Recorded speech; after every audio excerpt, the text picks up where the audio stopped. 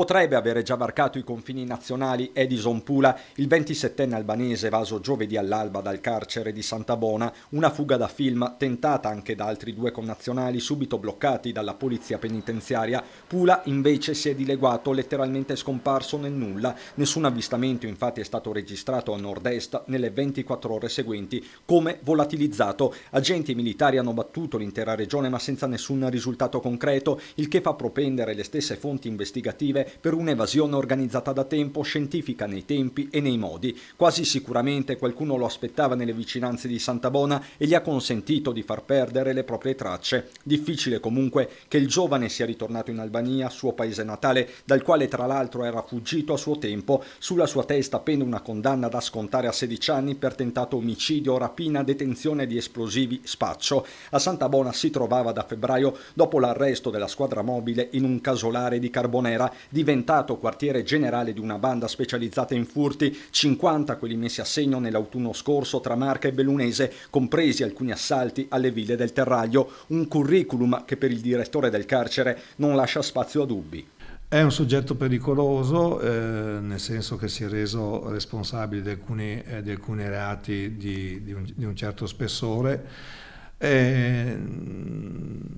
Cosa dire alla cittadinanza? Ecco, io credo che le forze dell'ordine sapranno presto riprendere l'evaso. Non credo che avrà una lunga vita di latitanza.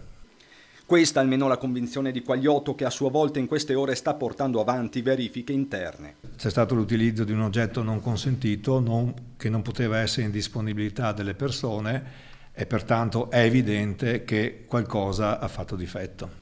Su come la lima usata per segare le sbarre sia entrata nella casa circondariale non si esclude nessuna ipotesi, nemmeno quella più suggestiva, ovvero il trasporto tramite drone, che certo sembra improbabile. Per il direttore di Santabona poi non ci sarebbe nessuna relazione tra l'aggressione di mercoledì, che ha creato scompiglio all'interno del carcere, e la fuga all'alba del giorno dopo.